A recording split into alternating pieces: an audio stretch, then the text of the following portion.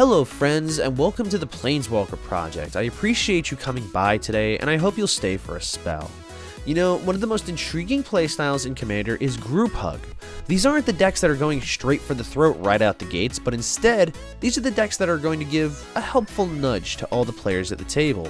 This is the kind of deck that'll leave a good vibe among your opponents, and usually encourages them to leave you, the pilot of said Group Hug deck, alone. I, however, do not understand the subtleties of such a deck, and so today I'm going to be discussing a Zedruu the Greathearted deck that will likely upset your playgroup. No, I'm sorry. Let's begin by looking at Zedruu. Zedruu is a 2/4 Minotaur Monk for 4 mana, Jeskai colors.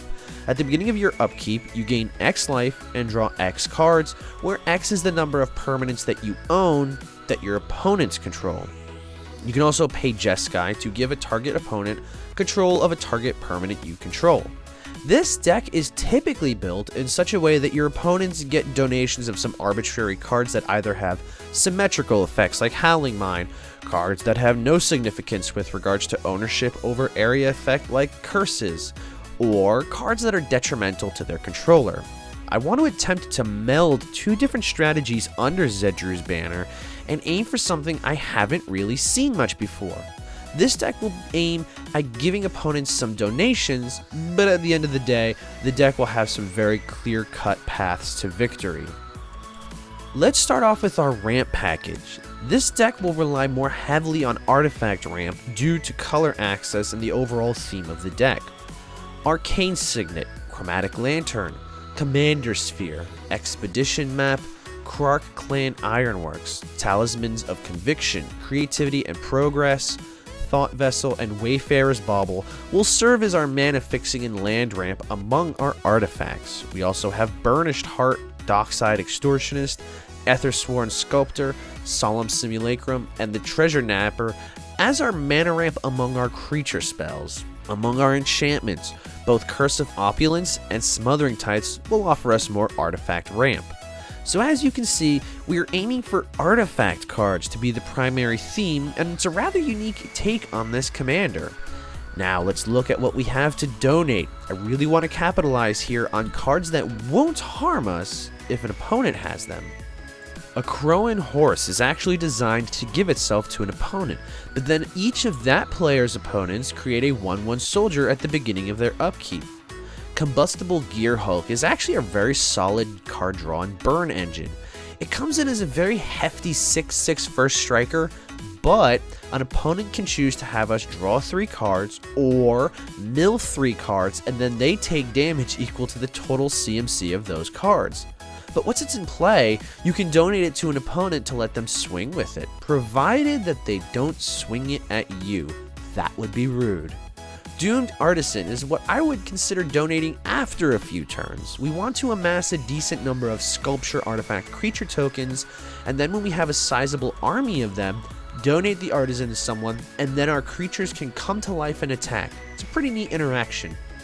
Ethersworn Canonist is a unique control spell restricting players to only 1 non-artifact spell per turn.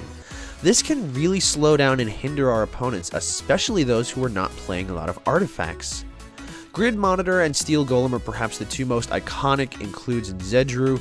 These normally restrict you from casting spells, but what better gift to give to an opponent? Humble Defector is a nice card draw that can be passed around the table, and then you can utilize many of the more friendly effects to gain alliances at the table while you secretly plan their total downfall. Mirror Retriever is a nice little piece of recursion that you can donate, and as when it dies, you get to return an artifact from your graveyard to your hand. Wall of Omens is another nice donation. You get the card draw upon it entering the battlefield, but afterwards, you give it to someone who you'd like to make an ally.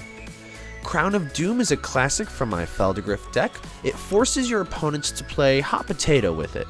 Even better is that they cannot return ownership of it to you, ensuring that you will always have a player with a nice big target on their head so that they ignore you and what you're doing. Shh.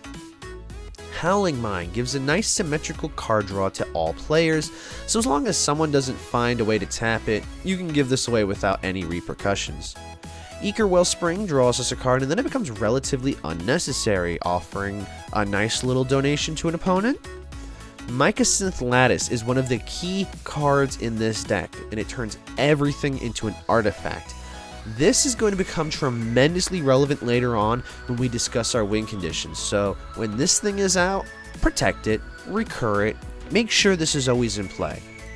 Spine of Ishah is along the same lines as the Eker Wellspring. It acts as solid removal upon entering the battlefield, but then it just sort of exists. It also returns to your hand should it ever make its way to the graveyard. Now, Tamiyo's Journal is a card that I wouldn't donate itself, but the clue tokens it produces. This is a neat interaction with our commander, as it will give us free card draw and life gain while our opponents get clues. Temple Bell is another symmetrical card draw ability, and I like the idea of at least including a few feel-good cards in the deck. Now, on the flip side of that, Winter Orb is fun to play, fun to donate to opponents and watch them be unable to untap most of their stuff while we run Unwinding Clock. Rule number 1 of this deck, do not donate Unwinding Clock while we have the Winter Orb in play. It's pretty obvious. So while we're giving away our precious cards to our opponents to do whatever with, don't forget that Zedruu is also giving us both card draw and life gain for each card that we own, but we don't control. So all those gifts that we gave to opponents are just another card draw and another life we gain. Now, we have a few cards that give us general value, and I don't really feel that they fit into any of the categories we've discussed so far, or that I've yet to reach in reading through this script. Goblin Welder acts as a nice recursion ability, letting us recycle the cards that have made their way into the graveyard. This is great for getting back that Mycosynth Lattice should it make its way to the graveyard. Kuldotha Forgemaster is a great artifact tutor, letting us trade in 3 artifacts for whatever artifact we'd like from our library. I like the idea of using gold, treasure, or clue tokens for this so as not to detract from our other valuable artifacts. Master Transmuter is a powerhouse in this deck, being able to cycle things back into play, back and forth, and she has a very unique ability. As part of her cost, you have to return an artifact you control to their hand. And then her ability lets you drop another artifact from your hand to the battlefield. And this is actually really powerful because it lets you reuse cards like the Spine of Ishah, Solemn Simulacrum, Eker Wellspring, and so on. And it also lets you trade in some otherwise less valuable cards like, say, a clue token for something like, I don't know, Mycosynth Lattice, Darksteel Forge. For just 1 blue mana and a tap, that is an incredible ability. She can also sort of flicker herself to protect herself. If an opponent targets her with some removal, you can respond by bouncing her to your hand, and then redropping her into play. But because she is then considered a new entity and is not the same thing as being targeted by the spell, that removal spell then fizzles not having a target. Padim is great for card draw, and it gives our board hexproof. Remember that Mycosynth Lattice makes every frickin' thing into an artifact, and so they'll all have hexproof. Yay! Shimmer Dragon lets us turn our artifacts into card draw.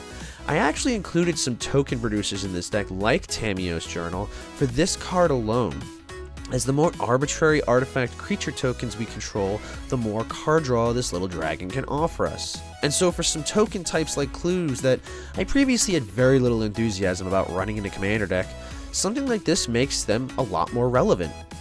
Now, along the lines of big beautiful dragons, perhaps the most brutal of our cards in the deck is the Hellkite Tyrant.